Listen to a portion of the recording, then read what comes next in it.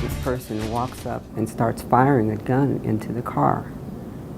We don't know why that happened. Today marks 4 weeks since a gunman randomly shot 3 people in Aurora, and one victim faces an uncertain future. Good afternoon. Thanks for joining us. I'm Kim Christensen. I'm Tom Green. Erin Johnson remains on a ventilator at a hospital in Englewood and may never regain the full use of her legs. The suspect in this case was charged in a remarkably similar crime back in 2018, but never went to trial. Kevin Vaughn from our 9 News Investigates team spent time today with Johnson's mother and family. Kevin? Tom and Kim, Johnson's mother shared her hopes and fears and her frustrations that the man accused of the attack was free and had access to a gun. This is my beautiful daughter, Erin Johnson. Erin was a good baby. She hardly ever cried. She's always been a kind, gentle person.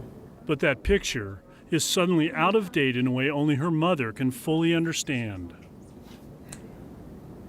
She doesn't look like that now. I'll just put it that way. Out of date after a gunman opened fire June 27th in an Aurora neighborhood, wounding Erin Johnson and 2 others. She's on a ventilator. She's trying to learn how to breathe again. Injuries Sue Johnson can hardly comprehend.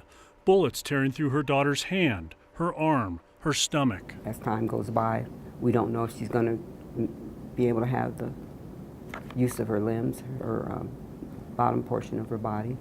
They say it could happen. Erin Johnson had just returned home with her daughter after a dinner out. They were still in the car when gunfire erupted. Sue Johnson was home in Texas when the phone rang. And she said, Erin's been shot. I just remember screaming. And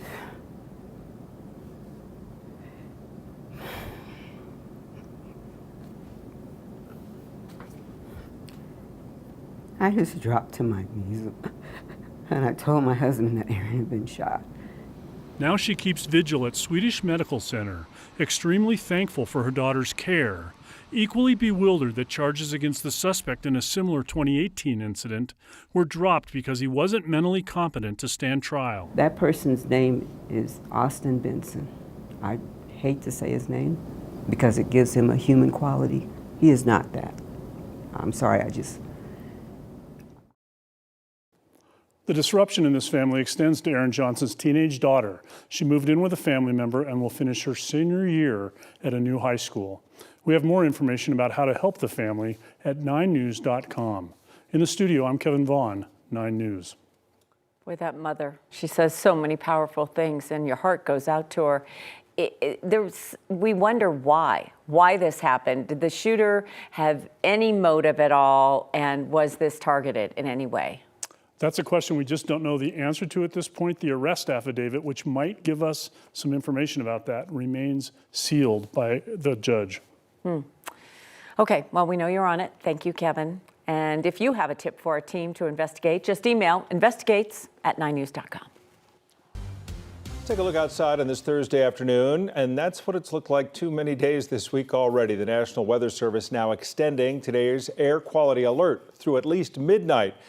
The good news is some of the smoke that's been drifting down from the north should start to lift tonight. Kathy's got more on that. A look at our forecast. Hi, Kathy. Hi, guys. It's all about the wind, and we expect that the wind will be shifting coming in out of the west and southwest, and that will really help to thin the smoke and haze and scour out some of this bad air. But the bad air coming into the high mountain valleys, the Front Range, you really can't escape it. Ebbing and flowing today. There were some time when you could actually see the blue sky, and then the smoke would come back in. But the transition is to better air over the next 6 to 12 hours. The other piece of the weather story is the heat. We've topped out so far at 97 degrees. We're holding at 95 this hour, 100 in Grand Junction, 100 in Moab. And your weather headlines include the heat that will continue through the extended period, improvement in the smoke and haze, and we're tracking a chance for thunderstorms tomorrow that could bring in some beneficial moisture and slightly cooler temperatures. The winds are increasing out of the southeast, and that's only serving to push that bad air up against the Front Range. But as winds increase out of the west and southwest, the bad air will lift out tonight and tomorrow.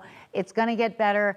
It's just taking its time, but yes, this air pattern will be changing. And we do expect that that air quality alert will continue through midnight tonight. But the other piece of information is the high fire danger.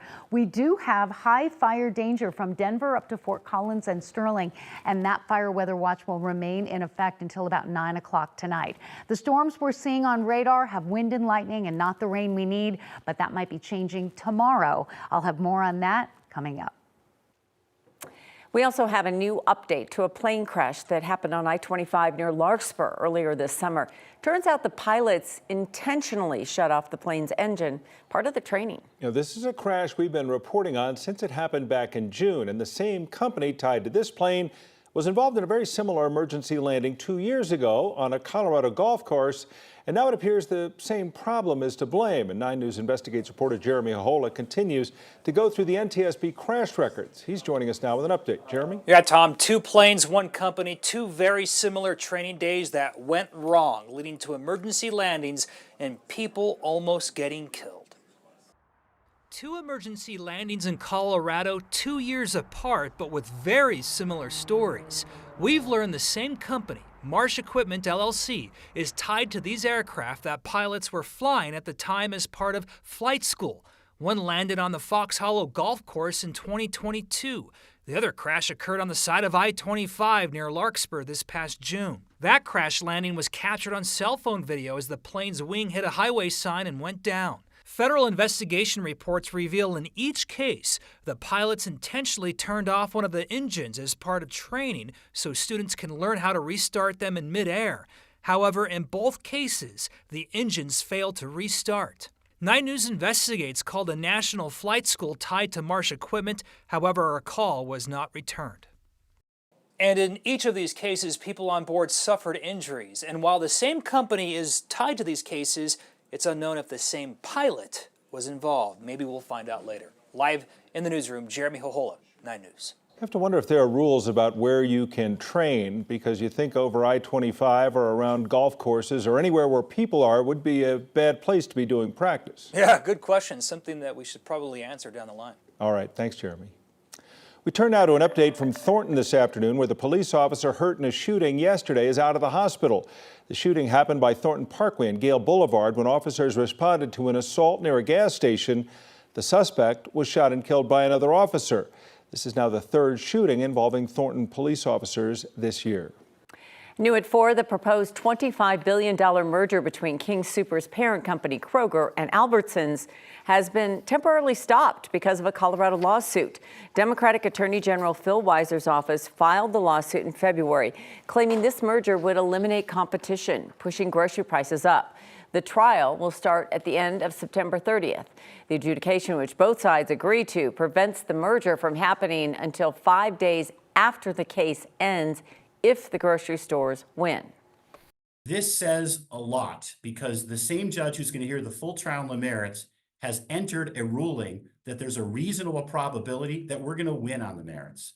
That order, the preliminary injunction order, for us is an important sign that this merger is facing real challenges. We're confident we're going to be able to prevail and protect consumers, workers, and farmers. If that merger goes through, Kroger would have more than 4,000 stores nationwide. Coming up at 6 on Next, Marshall Zellinger talks more with the Attorney General, this time talking about a phone message that you may have gotten without your consent. There's been a lot of talk about this deal. The NBA and TNT now going their separate ways after nearly 4 decades. And TNT isn't too happy about it. The league just signing that new media rights deal with Disney, NBC, and Amazon. It's worth a combined $77 billion. That deal will start in the 2025 season. Now, TNT had a right to match the deal and claims that it did, but the NBA rejected the TNT bid, saying that it didn't match.